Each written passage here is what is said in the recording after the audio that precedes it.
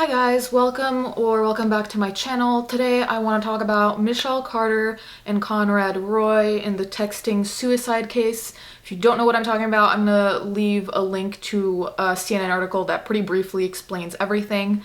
And I just kind of want to talk about this because I'm not really sure where I stand, and through talking about it, maybe I'll figure it out. The fact is, this case is super gray and it's really hard to have a stance here because, we're really talking about the power of texting, and it's hard. It's hard to determine whether texting someone can really be cause for imprisonment.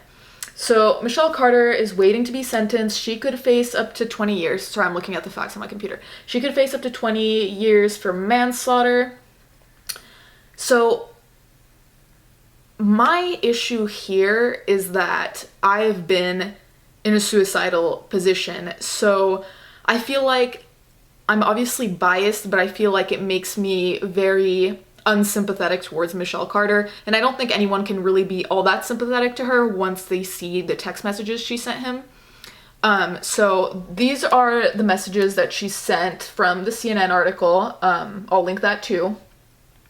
And some of the things she says, I just can't find any excuse for. And while people have to be held accountable for their own actions, so like, Roy killed himself, at the same time, she was like on the phone texting him, egging him on, and didn't even call the police once she knew that he was gonna do it, or even call his parents or notify anyone. And maybe that's not worth 20 years, but I definitely think that's worth maybe, I don't know, a mental institution or something. Like there's something deeply wrong for you to convince someone to kill themselves, especially when you know that they've been having mental illness, like they have a mental illness. I think he had anxiety and depression. And you're their girlfriend. Like, that just doesn't sit right with me. Anyways, let's talk about the text.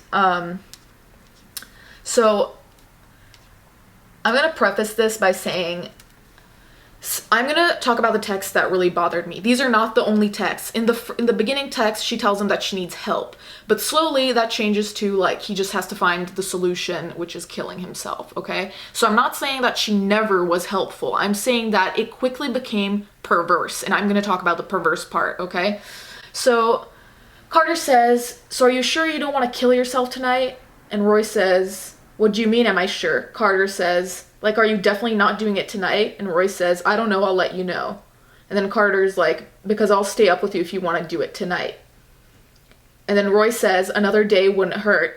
And then Carter says, "You can't keep pushing it off though. That's all you keep doing." So first of all, this is manipulative as all hell. Like, if you, a friend, a boyfriend, whatever, wouldn't you want them to push it off, to not want to do it, to be undecided, to kind of question their decision? However, here, this is so manipulative because Carter's essentially blaming him for not having done it yet and acting like he's procrastinating on killing himself, which, I mean, first of all, he's entitled to do. He shouldn't have killed himself. But she's acting like it's such a small thing, It kind of reminds me of Hamlet in a way, because there's this whole to be or not to be, to kill yourself or not, and that's a question worth pondering. That's not just something you say like, yeah, I'm just gonna do it, I'm not gonna push it off another day. Like, that's so manipulative.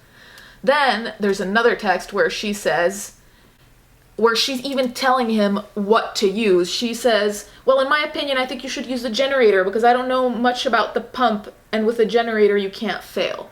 So not only was she egging him on, she was talking about this technically. Can you imagine in what mindset you could be level-headed and talk to your boyfriend about his method of suicide? Then Carter says, "You're gonna have to prove me wrong because I just don't think you really want this. You keep pushing it off to another night, and you say you'll do it, but you never do." Then text further, Carter says, "See, that's what I mean. You keep pushing it off. You just said you were going to do it tonight, and now you're saying eventually." And then after a few more texts, she says, "But I bet you're going to be like, oh, it didn't work because I didn't tape the tube right," or something like that. I bet you're going to say an excuse like that.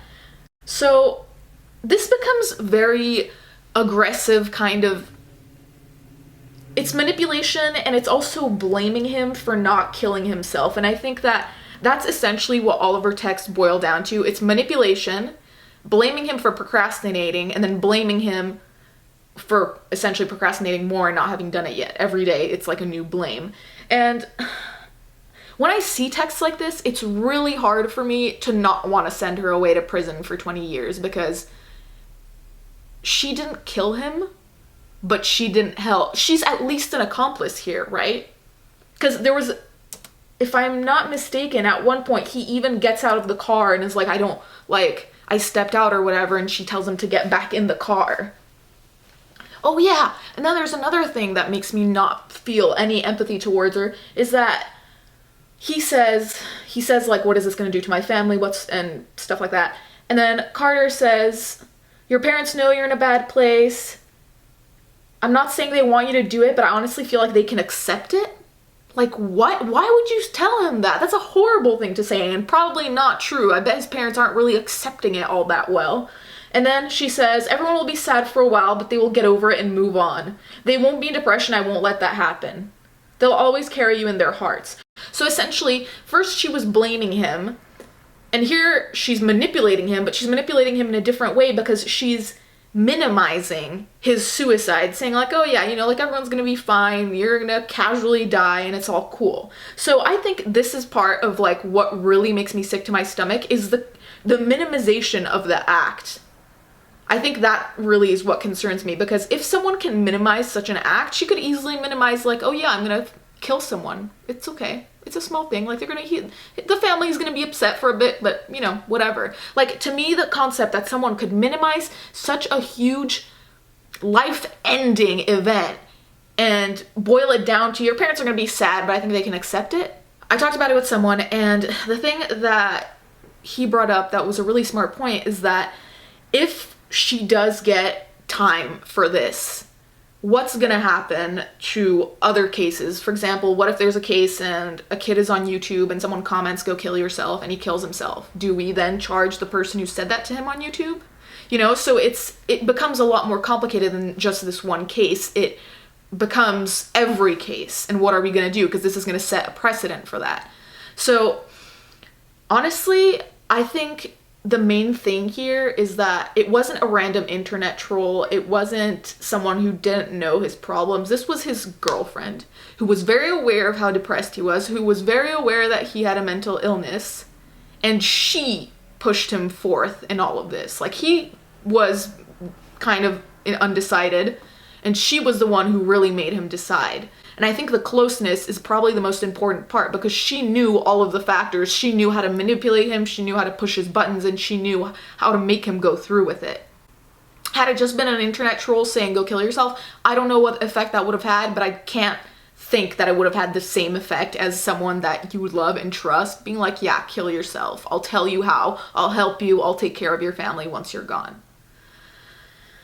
Anyways, I know this video is a bit all over the place, but I really just am so confused as to what my stance really is in the end, just because there's so many factors, and like I said, this would set a precedent. Anyways, thanks for watching. If you want to give me your opinion, go ahead and do that in the comments. I'm not really sure in what direction I'm bringing this channel right now, so definitely if you have any recommendations, let me know, and thanks for watching.